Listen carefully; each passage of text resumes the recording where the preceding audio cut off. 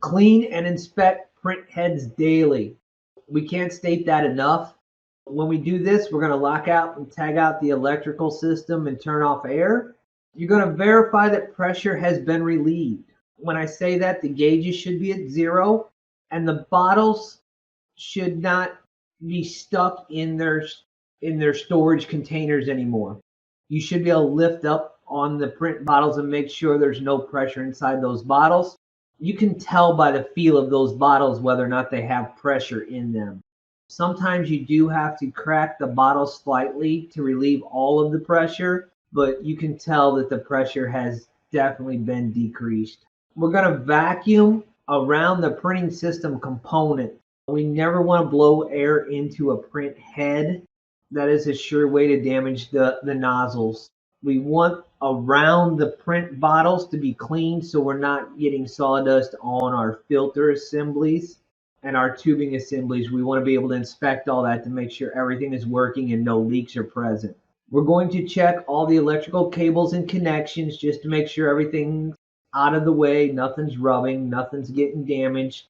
You're going to look at all your fluid tubing and connections and make sure you don't see any leaks at any junction points or any tubings getting worn.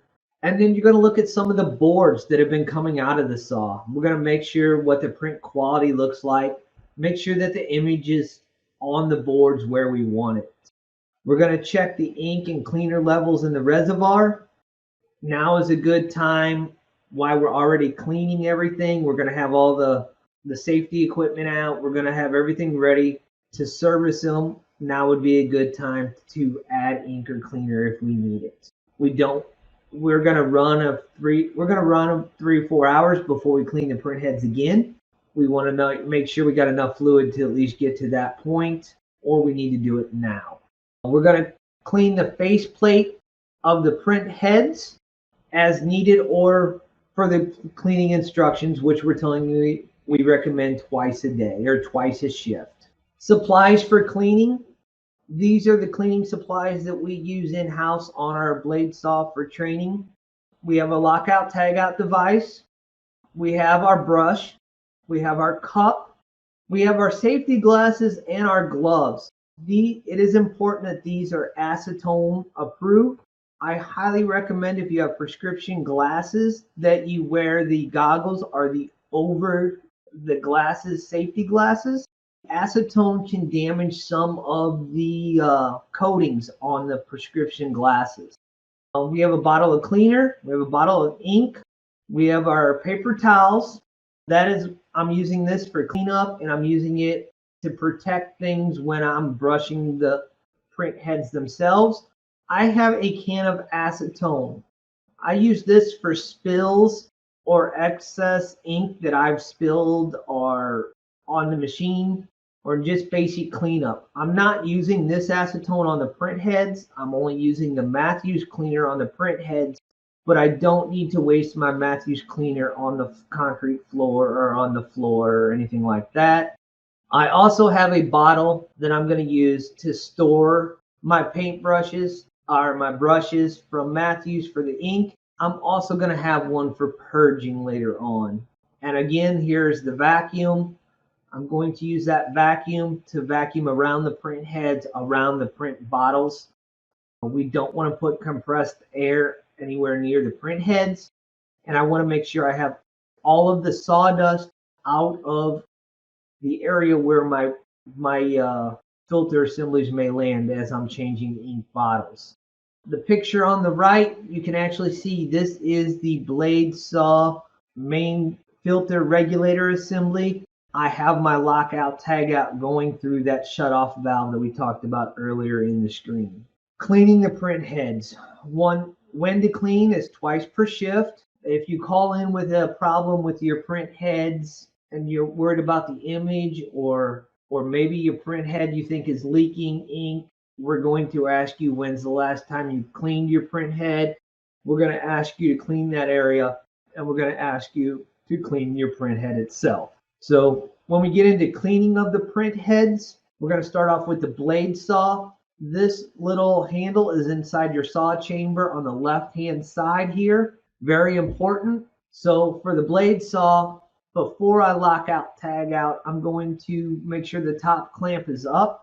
I'm going to open up the saw chamber. I'm going to lock this handle in the lock position, because once I hit my E-stop and once I do my lockout tag out, that top clamp's going to fall down without this being in position. You can lift it, but it becomes an extra step that I don't have to do if I do it in the correct order. Once I'm locked out, tagged out, I can go ahead and place rags, towels, paper towels, whatever, underneath the print heads. I can make sure any of the cables in that area where this acetone is going to drip is covered. I will use the brush with the Matthews cleaner, and I'm going to brush those print heads, and I'm going to brush them from side to side. I will not wipe down the print heads. I will catch the extra cleaner at the bottom of it, but we don't want to wipe the face of those printers. We have sawdust on those printers. We have a lot of sawdust in the area, but we don't want to force that sawdust into those nozzles by rubbing them or pressing them, wiping them down. Cleaning the print heads, the cleaner, Matthews recommends only using their cleaner and their ink. That is part of the warranty agreement, is that you're using their chemicals that they are providing. It's their own cleaner, their own print ink. So we don't use water or any other chemicals for cleaning the print heads. I do try to store that paintbrush or that brush for the print heads in a bottle. I like a wide mouth bottle, kind of like a Gatorade bottle or something like that. The plastic bags, Ziploc bags, do not work well. A lot of guys have tried using those to keep the bristles moist on the brushes. The acetone will eat through a brush, so a bottle works good. The old cleaner bottles are acceptable, but a lot of times you can't put the lid on and secure it because they're not tall enough for the brush.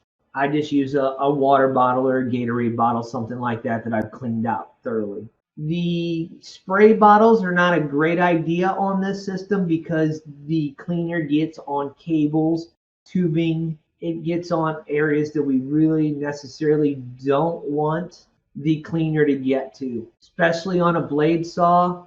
We have linear bearings, we have electrical connections, we have a lot of things right around those print heads. It's just very easy just to use the brush. We can get everything done we needed with a brush. We really don't need a spray bottle. The brush, what we do is we take a little bit of the cleaner from Matthews, we put it in a cup, and we dip the brush into the cup and we brush the face of those printers. We don't want to dip that brush into a cleaner bottle that we're going to use on the blade saw. We contaminate that cleaner or bring any dirt into there that we're going to be using to filter and then run it through our print heads. We want that cleaner to be unused, brand new bottle, cut the top and put it into action.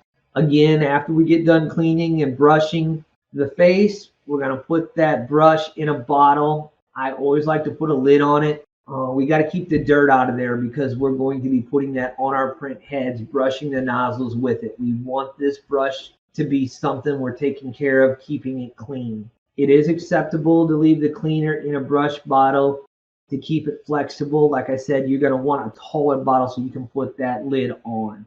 We do not recommend you using water to wash that brush. Just keep that brush, keep it in a bottle with the cleaning solution or with the cleaner. When it's damaged, either replace it from Matthews is the best thing to do. You can kind of look at the texture of it.